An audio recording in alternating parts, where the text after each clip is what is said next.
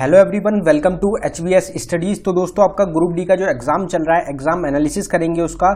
17 अगस्त की जो आपकी सेकंड शिफ्ट कंप्लीट हुई है, उसमें जो भी क्वेश्चंस पूछे गए हैं आज हम उनको इस वीडियो में कवर करेंगे। 100% रियल क्वेश्चंस होंगे जो कि आज की आपकी सेकंड शिफ्ट में पूछे गए हैं। हर एक क्वेश्चन स्टूडेंट से पूछ के डाला गया है। जो स्टूडेंट्स के द्वारा क्वेश्चन बताए गए हैं उन्हीं क्वेश्चंस को प्रोवाइड कराया गया है। इनके अलावा बाकी जिस भी स्टूडेंट का सेकंड शिफ्ट में एग्जाम था, उनको जो भी क्वेश्चंस ध्यान हो आप कमेंट बॉक्स में जरूर टाइप कर दें। तो चलिए वीडियो को स्टार्ट करते हैं, देखते हैं पहला क्वेश्चन क्या है। तो आपसे पहला क्वेश्चन पूछा गया है, article 48 of the Indian constitution is related to. तो आर्टिकल 48 इंडियन कॉन्स्टिट्यूशन का किस चीज से रिलेटेड है, ये क्वेश्चन आपसे पूछा गया। आपका इस क्वेश्चन का आंसर था एग्रीकल्चर एंड एनिमल हस्बेंड्री। तो एग्रीकल्चर और एनिमल हस्बेंड्री से रिलेटेड रहेगा आपका आर्टिकल 48। आज की शिफ्ट में 3 क्वेश्चन बताए गए हैं आर्टिकल से रिलेटेड, जो स्टूडेंट के द्वारा बताए गए हैं। अब क्वेश्चन वो पूछे गए हैं या फिर नहीं पूछे गए, आप जरूर कंफर्म करें कमेंट बॉक्स में। अगला क्वेश्चन देखते हैं, V Anant Nageswaran replaced who as the chief economic adviser of India. तो V Anand Nageswaran current time में चीफ इकोनॉमिक एडवाइजर हैं इंडिया के।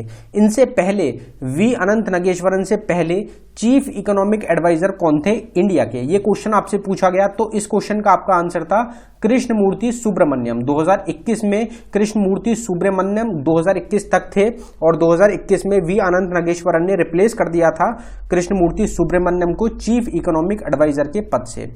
और ये जो क्वेश्चन है इनकी सेपरेट टॉपिक रिलेटेड वीडियोस रहेगी। HVS स्टडीज 2 हमारा चैनल है 2.0, उसका लिंक आपको डिस्क्रिप्शन में मिल जाएगा।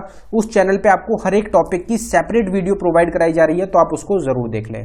अगला क्वेश्चन देखते हैं, which city will host the Olympic games in 2026। 2026 में जो ओलंपिक गेम्स होंगे वो कौन सी सिटी होस्ट करेगी। अगर आपसे ये क्वेश्चन पूछा गया था तो आपका आंसर था इस क्वेश्चन का मिलान एंड कोर्टिना, इटली।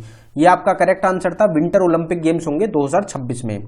अगर आपसे कॉमनवेल्थ पूछा गया था 2026 में कॉमनवेल्थ गेम्स कौन होस्ट करेगा, तो इसका आपका आंसर था विक्टोरिया, ऑस्ट्रेलिया। ऑस्ट्रेलिया में ऑर्गेनाइज करे जाएंगे 2026 के कॉमनवेल्थ गेम्स। और जो 2022 में कॉमनवेल्थ हुए हैं उसमें पहली रैंक भी ऑस्ट्रेलिया की रही है, इंडिया की 4th रैंक रही है 61 मेडल्स के साथ। ओलंपिक की अगर बात करी जाए तो ओलंपिक के अपकमिंग की बात करते हैं। समर ओलंपिक या फिर पैरा ओलंपिक जो हुए 2020 वाले 21 में, ये आपके टोक्यो जापान में हुए हैं। समर ओलंपिक जो गेम्स होंगे आपके 2024 में, ये पेरिस फ्रांस में होंगे।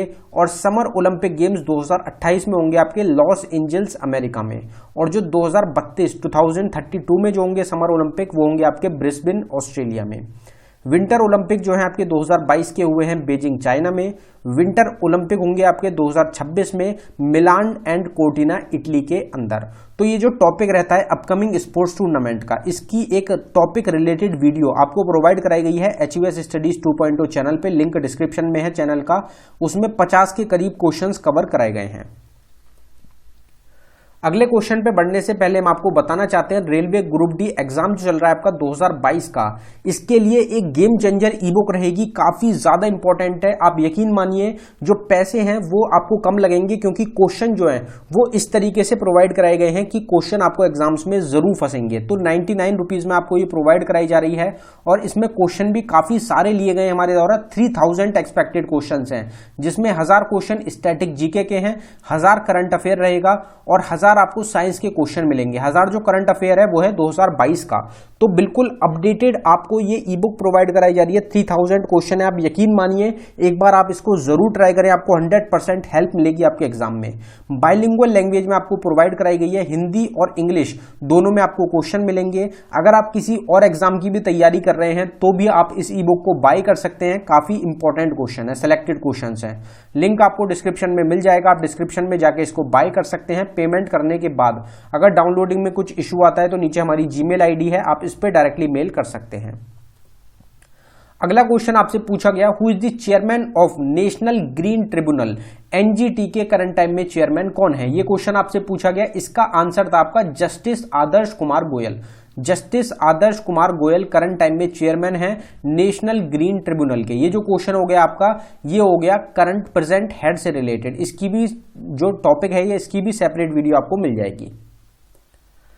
Narmada river originates from, Narmada river कहां से ओरिजिनेट होती है? तो आपका आंसर था इस क्वेश्चन का अमरकंटक। अमरकंटक जो जगह है वहां से ओरिजिनेट होती है नर्मदा रिवर। जो पहली शिफ्ट थी उसमें भी रिवर से क्वेश्चन पूछा गया, दूसरी शिफ्ट में भी पूछा गया और आगे की शिफ्ट में भी आपसे रिवर से रिलेटेड क्वेश्चन पूछा जाएगा। तो रिवर ओरिजिन की बात कर लेते हैं कि कौन कौन सी रिवर कहां से ओरिजिनेट होती हैं। तो गंगा रिवर गंगोत्री ग्लेशियर उत्तराखंड से ओरिजिनेट होती है। यमुना रिवर यमुनोत्री ग्लेशियर उत्तराखंड से ओरिजिनेट होती है। Brahmaputra river Himalayan glacier Tibet से ओरिजिनेट होती है, मतलब इंडिया में ओरिजिनेट नहीं होती। चंबल रिवर आपकी मध्य प्रदेश से ओरिजिनेट होती है और ये एक ट्रिब्यूटरी रिवर रहेगी यमुना रिवर की। जो सन रिवर है ये भी अमरकंटक से मध्य प्रदेश से ओरिजिनेट होती है, ये एक ट्रिब्यूटरी है गंगा रिवर की। तो सन भी अमरकंटक से निकलती है और हमारा क्वेश्चन था नर्मदा भी आपकी अमरकंटक से निकलती है। कोसी रिवर स्टार्ट होती है बिहार से, इंडिया और नेपाल के बॉर्डर के अराउंड से। बेटवा रिवर विद्या रीजन जो है मध्य प्रदेश में, वहां से ओरिजिनेट होती है और ये भी ट्रिब्यूटरी है यमुना रिवर की। गोमती रिवर गोमत ताल रहेगा उत्तर प्रदेश में, वहां से ओरिजिनेट होती है और ये एक ट्रिब्यूटरी है गंगा रिवर की। आपसे ट्रिब्यूटरी भी एग्जाम में काफी ज्यादा पूछी जाती हैं। आगे आने वाली शिफ्ट में 100% आपको ट्रिब्यूटरी के ऊपर कोई ना कोई क्वेश्चन देखने को मिलेगा। घाघरा रिवर हिमालय ग्लेशियर तिब्बत से ओरिजिनेट होती है और ये भी एक ट्रिब्यूटरी है आपकी गंगा रिवर की। हुगली रिवर जिसको कि हम हुगली भी बोलते हैं, ये एक ट्रिब्यूटरी है गंगा रिवर की और ये वेस्ट बंगाल के अराउंड से ओरिजिनेट होती है। महानंदा जो है एक पालजोरा फॉल्स रहेगा दार्जिलिंग वेस्ट बंगाल में, वहां से ये ओरिजिनेट होती है। भागीरथी रिवर जो है आपकी गोमुख उत्तराखंड से ओरिजिनेट होती है और झेलम रिवर आपकी पंजाब जो कि एक ट्रिब्यूटरी है चिनाब रिवर की, वहां से ओरिजिनेट होती है। तो ये रिवर ओरिजिन्स हैं कुछ इंपॉर्टेंट रिवर्स का। इसके अलावा जो हमारी टॉपिक रिलेटेड वीडियो है उसमें 50 से ज्यादा रिवर्स हैं जो कि कवर करी गई हैं, आप उसको देख सकते हैं। अगला क्वेश्चन देखते हैं। अगला क्वेश्चन आपसे पूछा गया article 289 of the Indian constitution is related to. Article 48 हम पहले ही कवर कर चुके हैं। स्टूडेंट के द्वारा बताया गया आर्टिकल 289 भी पूछा गया, एक स्टूडेंट ने बताया कि आर्टिकल 51A भी पूछा गया है, एक स्टूडेंट कह रहा है आर्टिकल 21 पूछा गया। तो इतने आर्टिकल्स तो नहीं पूछे जा सकते क्योंकि एक ही वीडियो में एक ही शिफ्ट में 4 से 5 आर्टिकल्स नहीं पूछे जा सकते। कौन कौन से आर्टिकल्स बने हैं आप कमेंट बॉक्स में जरूर टाइप कर दें। आर्टिकल 289 जो है ये किस चीज से रिलेटेड है? तो regulates taxation of a state government by the union. Union के द्वारा जो टैक्सेशन से रिलेटेड रेगुलेशंस होती हैं स्टेट गवर्नमेंट के लिए, वो आर्टिकल 289 में बताया गया है। Cyanocobalamin is the scientific name of which vitamin. Vitamin का पहली शिफ्ट में भी क्वेश्चन पूछा गया, दूसरी शिफ्ट में भी पूछा गया है और आगे भी जरूर पूछा जाएगा। तो साइनोकोबालिन जो है साइंटिफिक नेम किस विटामिन का है? तो विटामिन B12 का साइंटिफिक नेम है साइनोकोबालिन। जो हमने पहली शिफ्ट में कवर किया था उसको एक बार देख लेते हैं विटामिन को। वाटर सॉल्युबल विटामिन होते हैं विटामिन B और C। फैट सॉल्युबल विटामिन होते हैं vitamin K, E, D, A जिसको कीड़ा भी बोलते हैं। विटामिन A को रेटिनॉल भी बोला जाता है, नाइट ब्लाइंडनेस बीमारी होती है इसकी कमी की वजह से। विटामिन B1 को थाइमिन बोलते हैं और इस विटामिन की कमी की वजह से बेरी बेरी बीमारी होती है। विटामिन B2 को राइबोफ्लेविन भी बोला जाता है और इसकी कमी की वजह से ग्रोथ और बैड स्किन होती है। विटामिन B12 जो हमारा क्वेश्चन है साइनोकोबालिन बोला जाता है और इसकी कमी की वजह से अनीमिया बीमारी होती है। विटामिन C को एस्कॉर्बिक एसिड बोलते हैं, इसकी कमी की वजह से स्कर्वी बीमारी होती है। विटामिन D को कैल्सीफेरॉल बोला जाता है और इसकी कमी की वजह से रिकेट्स बीमारी होती है। विटामिन K को फाइलोक्विनिन भी बोला जाता है और इसकी कमी की वजह से excessive blood due to injury, जो ब्लड होता है उसमें ब्लड क्लॉट जो होता है उससे रिलेटेड हो जाता है vitamin K। Which is the biggest river island in the world. दुनिया का सबसे बड़ा रिवर आइलैंड कौन सा है दुनिया का? तो आपको पता ही ये सब इंडिया में रहता है वो, क्योंकि मजूली आइलैंड के नाम से उसको जाना जाता है। कहाँ पे लोकेटेड है? आसाम स्टेट में रहेगा, ब्रह्मपुत्र रिवर के अराउंड ये आइलैंड सिचुएटेड है। आपसे स्टेट भी पूछ ली जाती है, आपसे रिवर भी पूछ ली जाती है और आपसे ये भी पूछ लिया जाता है कि दुनिया का सबसे बड़ा आइलैंड कौन सा है। तो इस क्वेश्चन का आपका आंसर था Majuli island. Gulf of Mannar separates India from which country. तो गल्फ ऑफ मन्नार इंडिया को कौन सी कंट्री से सेपरेट करता है? तो आपका आंसर था इस क्वेश्चन का श्रीलंका। श्रीलंका और इंडिया को सेपरेट किया जाता है गल्फ ऑफ मन्नार के द्वारा। पाल्क स्ट्रेट जो है वो भी कहां पे लोकेटेड है? गल्फ ऑफ मन्नार में ही पाल्क स्ट्रेट जो है लोकेटेड है, जो कि इंडिया और श्रीलंका को सेपरेट करती है। Dronacharya award is related to. Dronacharya award related किससे है? ये क्वेश्चन आपकी पहली शिफ्ट में भी पूछा गया था, कोचेस से रिलेटेड हो जाता है। तो एक स्टूडेंट के द्वारा कहा गया द्रोणाचार्य अवार्ड पूछा गया है आपसे, और एक स्टूडेंट ने बताया है कि मेजर ध्यानचंद खेल रत्न अवार्ड से रिलेटेड कोई क्वेश्चन पूछा गया है। तो आप दोनों क्वेश्चन में से कौन सा क्वेश्चन पूछा गया है आप कमेंट बॉक्स में जरूर टाइप करते हैं। बाकी स्पोर्ट्स से रिलेटेड हर एक शिफ्ट में आपके क्वेश्चन जरूर देखने को मिल रहे हैं। Sangai deers are found in which state of India. तो ये इकलौती एक स्टेट रहेगी जहां पे संगाई डियर्स को पाया जाता है। कौन सी स्टेट है? मणिपुर। सिर्फ मणिपुर में ही संगाई जो डियर्स हैं उनको पाया जाता है, और मणिपुर का स्टेट एनिमल भी है संगाई डियर। तो ये आपको ध्यान रखना है। आपका इस क्वेश्चन का करेक्ट आंसर था Manipur.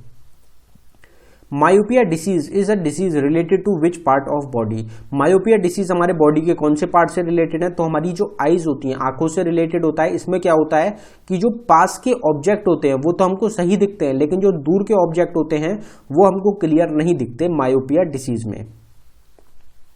Law of Octave was given by whom. Law of Octave किसके द्वारा दिया गया था? तो न्यूलैंड्स का लॉ होता है, आपको पता होगा, न्यूलैंड्स लॉ के नाम से भी इसको जाना जाता है। तो न्यूलैंड ने लॉ ऑफ ऑक्टेव को दिया था। लॉ से रिलेटेड क्वेश्चन जो पहली शिफ्ट है उसमें ओम्स लॉ पूछा गया था, इसमें लॉ ऑफ ऑक्टेव पूछ लिया गया। तो लॉज को भी आप, जो भी लॉज हैं उनको आप अच्छी तरीके से तैयार कर लें। Which gas is released when a soda बोतल इज ओपन्ड। तो जब एक सोडा बोतल को ओपन किया जाता है तो उसमें कौन सी गैस होती है जो कि रिलीज होती है? तो काफी इजी क्वेश्चन हो जाता है, आपका आंसर हो जाएगा कार्बन डाइऑक्साइड। CO2 जो गैस होती है वो रिलीज होती है जब सोडा बोतल को या फिर जो कोल्ड ड्रिंक की बोतल्स होती है उनको ओपन किया जाता है। Golden fibre revolution is related to the production of. Golden fibre revolution किस चीज के प्रोडक्शन से रिलेटेड है? तो आपका आंसर था इस क्वेश्चन का जूट। जूट से रिलेटेड रहा था आपका गोल्डन फाइबर रिवॉल्यूशन। जो रिवॉल्यूशन है उसकी भी आपको सेपरेट वीडियो चैनल पे मिल जाएगी। Which hormone is used in the ripening of fruits. तो फ्रूट्स को पकाने के लिए कौन सा हार्मोन होता है, कौन सी गैस रहेगी जिसको यूज किया जाता है? तो आपका आंसर हो जाएगा इथाइलिन। इथाइलिन गैस रहेगी, इथाइलिन हार्मोन रहेगा जिसकी मदद से जो फ्रूट्स है उनको पकाया जाता है। तो दोस्तों ये था हमारी वीडियो का आखिरी क्वेश्चन। अगर आपको वीडियो पसंद आई हो वीडियो को लाइक करें। अगर आपने अभी तक चैनल को सब्सक्राइब नहीं किया है तो आप चैनल को जरूर सब्सक्राइब कर लें। हमारी अलग अलग ई बुक्स रहेंगी, उनका लिंक डिस्क्रिप्शन में है।